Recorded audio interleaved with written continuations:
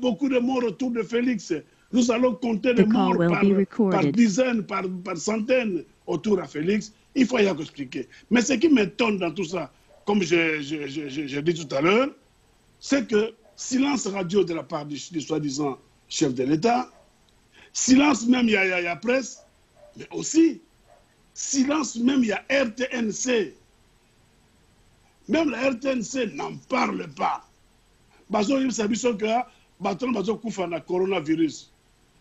Mais lorsqu'il s'agit d'autres personnes qui meurent de coronavirus, on voit les informations sur la RTNC.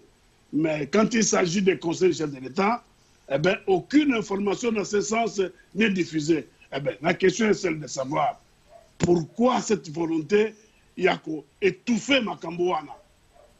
Et d'ailleurs, c'est une habitude parce que si vous vous souvenez, tant qu'accident il y a avion Salemaki, soi-disant na Katakokombe, jusqu'aujourd'hui, Toyoka, rapport à boîte noire, analyse de boîte noire, synthèse, ou pas. Est-ce qu'ils ont récupéré la voiture blindée du chef de l'État? Une voiture, entre autres, qui a été achetée avec l'argent des contribuables congolais. C'est une voiture qui a coûté énormément d'argent. Bateau, parce qu'il y a un avion. Banani, bazalaka précisément dans un avion. Bakombo na bango. Toyokate. Est-ce que va récupérer ma corps na bango, va enterrer ango? Donc, on dirait que autour de Félix, tout s'étouffe systématiquement. Mais trop, c'est trop. Parce que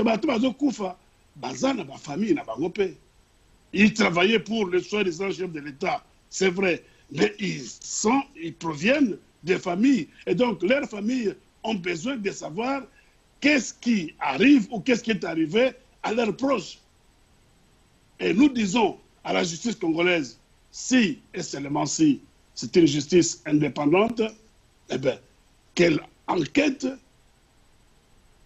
ne serait-ce qu'elle nous fasse ne serait-ce qu'un rapport préliminaire pour nous préciser les circonstances réelles dans lesquelles collaborateur, il y a Félix Bazako Koufa. Ce n'est pas normal. Nous avons atteint aujourd'hui la barre de 20. Tout à l'heure, j'ai dormi dans la Mouka. Et tout à l'heure, la monnaie, on disait 20-30 ans. Dans la monnaie, la Pongi, la monnaie message, la peste la combo, sur la monnaie, peut-être, la ville. Donc, on ne peut pas continuer à vivre dans cet engrenage qui consiste à bloquer les secrets, à les garder, mais ils les gardent pour qui? Parce que ces gens-là n'appartiennent pas à Félix. Tous ces gens qui meurent appartiennent à l'État congolais. Ce sont des fils et des filles du Congo. Et donc, le Congo a besoin de savoir de quoi meurent ces fils et ces filles et qui sont derrière ces décès. Voilà. On a encore jusque-là, Yangwara Makati. Papa Dokabesu na comprendre Nandenge Wakanja à Lobaka et Zaneti, c'est-à-dire entre les conseillers, Bazako s'empoisonner. C'est dans le sens où on a. Ah, nous Bazako s'empoisonner mutuellement. Ou empoisonner, empoisonner, empoisonner. Alors, le temps que poisonner ça dans notre Nabango, à partir du mois de janvier, nous compterons de morts par dizaines ou par centaines. Wakanja a dit ça. Moi, j'ai suivi, malheureusement, on a arrêté. Mais je suis sûr de ce que j'ai dit. D'ailleurs, comme on a ça va réapparaître dans vidéo, réapparaître. J'aimerais que Wakanja, comme je l'ai dit tout à l'heure, qui vient nous dire, à chaque information, est-ce que c'est œuvre n'a été? Parce que, pourquoi nous sommes parce qu'on a vu Wakanja avec des Rwandais. On a vu Wakanja, que Zambongo pas ya Vital Kamerhe, il disait qu'Ajimon pas Vital Kamerhe, pas vivre, les gens sont jaloux de lui. Il a dit ça. Nous l'avons vu avec Moïse Yamugabo et consorts. Donc, est-ce que ça œuvre n'a été? Point d'interrogation. D'autant plus que si justice pèse en silence et pourtant président ces institutions mounene namboka, comment va au coup faire silence et silence même côté chef de l'État nyonso. Allez-y comprendre. Freddy Lokolongo. Merci maman Kopé Sanga Maloba. naza d'accord na papa gape na yoka vidéo na ndenge tolandaka makambo nyonso mboka toyokaki yango mais na kotala likambo wana plutôt na côté mosusu papa nanga Lokabi oko se souvenir que kokota Félix place wana eza na makambo ebele na sens nini Félix akota wana te parce que aganyaki Félix akota wana te parce que Kanambe apesa ye place wana de beauté de cœur de bonté de cœur non apesa ye parce que azalaki obligé akomaki yemoko akomaka bloqué ndenge akomaki bloqué Kamere ce qu'on a dit d'accord na bango bandakala il fallait azala directeur de cabinet bizarrement de komona Kamere akomi directeur de cabinet fallait azala premier ministre akomi directeur de cabinet.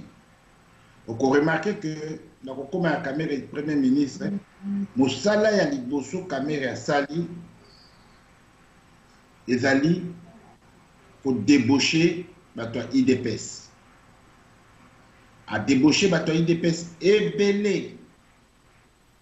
A conseil mingi ya Félix Lelo mingi baza bato ya bakoma na bango bato UNC parce que naïbaki que Félix s'en tiendrait na nani na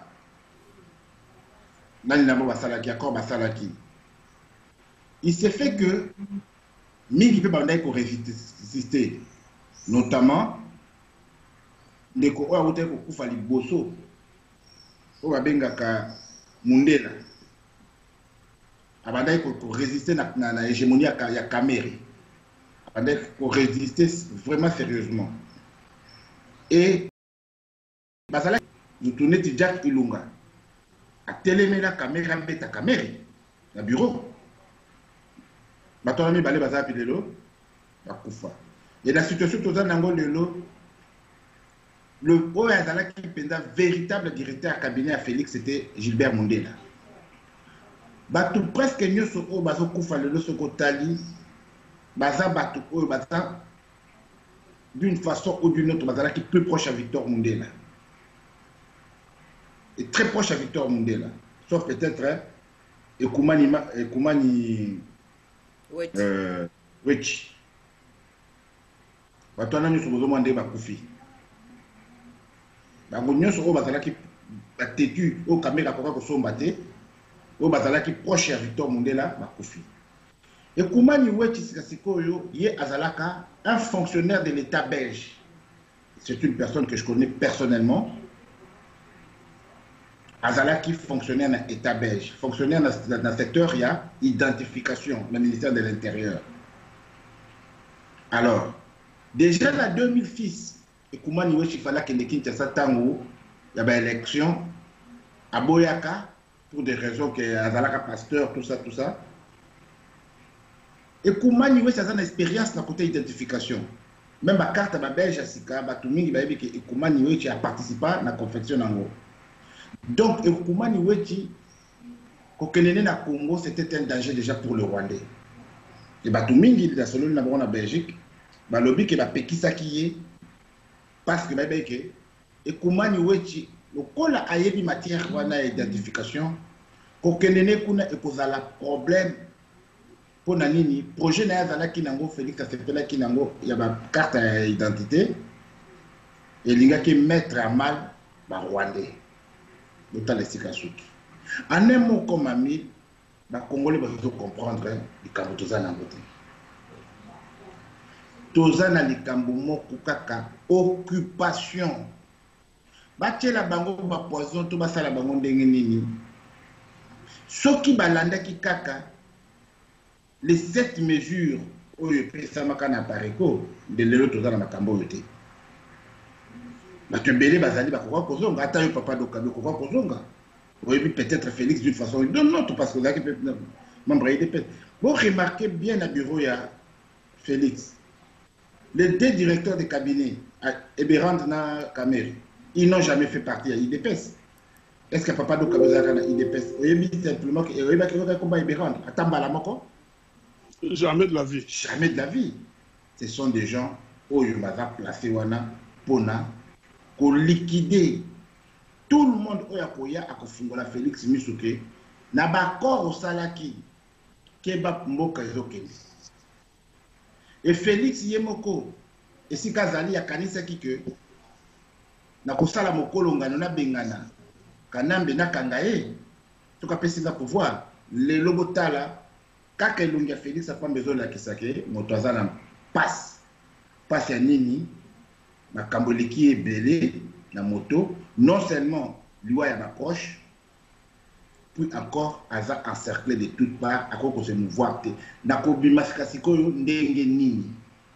Yango tina zo kokolobate ayebi ba nani ba bomi bazo boma batuana baza simplement six wana te oya suka oyo papa do kabazo loba comme on est Fabien Kadima maintenant tout le monde a sali des menti aza vivant OK d'accord mais baza 39 oh baza malade sikoyo oh baza malade avant que tout oyo ka 6 oya lobby professeur Yobi Saloba Kangobi, baza 6 bakukufa. Azalaka na kore ndenge ni ayebiango. C'est-à-dire na kati kuna débanda de koti. Félix yazoko kasusu ko. Bateau na yezoko tangete mais bateau na ye ezoko dinda. Bateau na ye ezoko dinda. Ba kor asalaka na kanambe. De l'eau tozoko yoka na babusha bato mususu bazoko lobake. Ay ezalaki ya une année. Lia Mela Yibandego Lingi. Une année. Après, Tikela Biso, Nzela Tozonga. Et non seulement ça, réunion Moko Salamaka, réunion Témen. La rencontre Moko Bazalaka, Kabound, là, Félix, Bazo Mela bière. Kabound a bimisaka Likambuke. Bango Bazo qu'on s'est préparé pour la Félix, ça la deuxième mandat. Et bon, remarquez quand papa dokabi que banda lo baka likabwana kamere na batunae comme il faut forcer, il faut mettre à mal IDPS. Non seulement par recrutement ya bato IDPS, ba oyo bayaki contre bango ko tia bango pembeni. Et ça la même logique tozomona tozokende nango. INC et ko évincer Kabundu. Bayebi ke na kati ya IDPS mutu akoku kozala lelo na moi courage ya koloba non eza Kabound. Or Kabound a déjà acheté quelque part dans des apports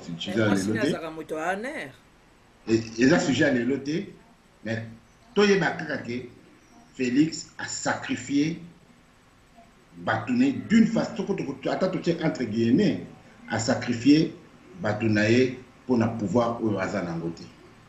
Merci maman. Ah oui, parce que mais Nenga Zawana azokansa que voie de sortie pesate mais voie de sortie ezali parce que ça qui est nié dévoilé dit loba boye comme ça batubaya pembeni batubaya ba kwandiana nyoso bakokima mais Nathan Yepe azana posa ya pouvoir à Monique et Yazala wana bon et Batubaza aussi là.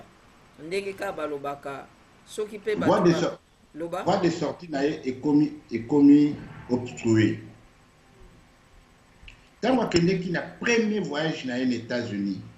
Ayebi ko baloba ki nae que asali na ba la muka comme ça, va peser, va chasser Kanambe. Bon, qui Félix, un moment, au lieu d'y assailler na Canada, na Balamuka, a komaki très dur na Martin Fayulu. Pourtant, ce qui est que la position à l'élo, na Congo, la place qui revenait à son papa, c'est Martin Fayulu qui l'a aujourd'hui. Il a la légitimité populaire kosaliye na ye ezalaki façon yé à se dédonner. Mais curieusement, ce que vous remarquez que les lots sont vivre scène moko oyo un parti qui se dit d'opposition a lâché député naïe. Alors que député naïe azo sala kaka oyo esengi na musala naïe. Pourquoi parti wana est lâché député wana? Et pourquoi président ya parti wana aza d'accord? Parce qu'alobaki yango ye moko liboso va lâcher député wana.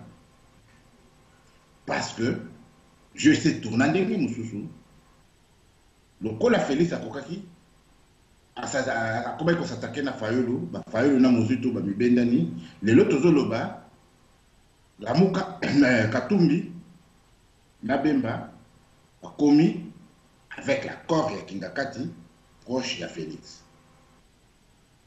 pona ba bloquer Lamuka oyo bazokomona ke non seulement Lamuka azana légitimité, non seulement Fayulu azana légitimité, mais Fayulu le moment venu ce qu'il est là a vu position moko ya makasi à cause beaucoup plus na soutien et na attente na bato ya libanda et na babo. Or ba Rwandais baso bangelo ko wana.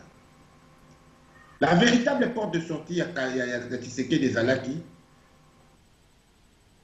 tango amonaki ayebi na motoni ke Kanambe azana ba rébellion nyonso tozomona ba mouvement nyonso salama awa na Congo Kanambe azana kati. Il Félix P, il fallait à réfléchir, il quand même à réfléchir. Et ça, nécessité tout est à la mode à mais Azalaki na surtout na salut moko à Sandomé nyonso. À Sandomé nyonso. Ka alinga te.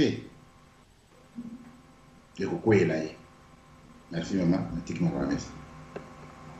Oui, mais nakanisi que ce qui est là, Kanam bébé Chilombo Père Lobby que a dévoilé dire et puis a démissionné. Connaître que moto a gagné Kezaki Boedil nde a ki kokota na biloko wana nakasi e ko changer pe ka badon et lo kwana soki alobi asala yango parce que tolanda yango pe na mokonzi ya pareko au moins que ezala que tant ndenge komi sikoyo ke e compliqué même na maele nanga nazomona ke soki Chilombo a dévoilé don deal wana pe alobi que na démissionné à lobby que ça failli mutalonga kinyonso nakasi moi makambo ekoyi kozala matata oui ndenge na kanisité. OK banlandi ya radio TV Bosembo toza kokoba